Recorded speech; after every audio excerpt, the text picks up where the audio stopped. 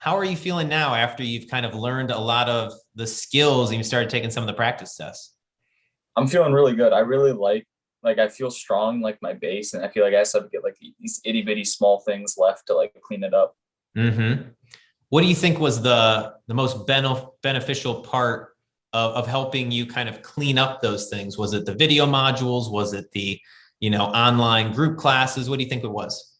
So for it was different for like different subjects. Like for English, it was definitely the videos because I just needed to hear those rules over and over again. Like I Mm-hmm. watched the comma rule like that video like 3 or 4 times, Good. and just like getting the practice tests was nice for English or not English. I'm sorry, reading just to like get those reps in and stuff. And that like reading and science are pretty much the same for me. I just need to get more reps and used to it and stuff.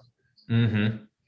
Yeah, and I think that that's really the key is to realize, you know what, there's a difference between knowing something and mastering it. Have you found that to be accurate as you've been going through the program? Yes, yes, because I felt like oh I knew my English rules pretty well, but now I really got like a good handle on them. Mm-hmm. Do you realize why I love having the program and having, when it comes to you and Haley and Natalie all in the same team, right? You might be strong in an area and maybe, somebody else might be struggling in English. I love to be able to throw the mic to you and say, "Hey, here's the problem that we're stuck on. Hey, Joe, why don't you take lead point on this and see if you can explain it to somebody else?" Do you think that's helpful to kind of actually know what you're talking about? Yeah, yeah, it's nice. It keeps you on your toes, and like it's being able to like hear it, not just like me explaining it, but like someone's explaining something to me here from like a different perspective. See, oh, that's how they're thinking about that. That's nice and stuff like that. Mm-hmm. Absolutely. Absolutely.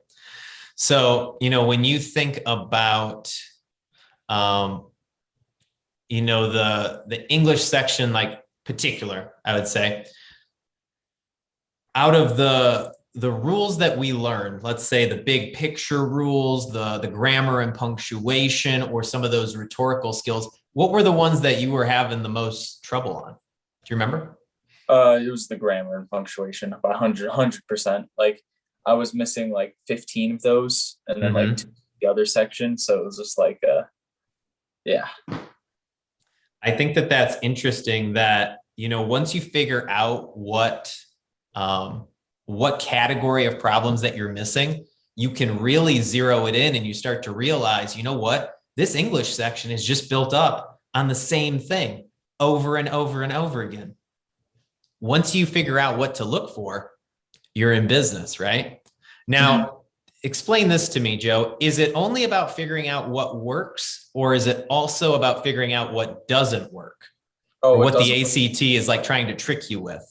Yeah, because if you can see that, like there was the and one that really stuck with me is if I see two answers like that are similar, I can knock both, or or that are the same, I can knock both of those out, and Mm-hmm. that's a nice like instant boom. Now you're down to two answers, and it's just nice.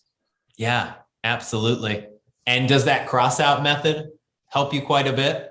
Yes, Whittling just it down, right? And mhm. I think that that's the thing that a lot of students have. You ever heard this, Joe, where they say, "Oh, like don't mark up the test. That takes too much time. You just want to rush through it." Do you think that works, or is that counterintuitive? Counterintuitive. You may finish with 10 minutes, but you have it's like so many mistakes left behind you. Mm-hmm. Absolutely.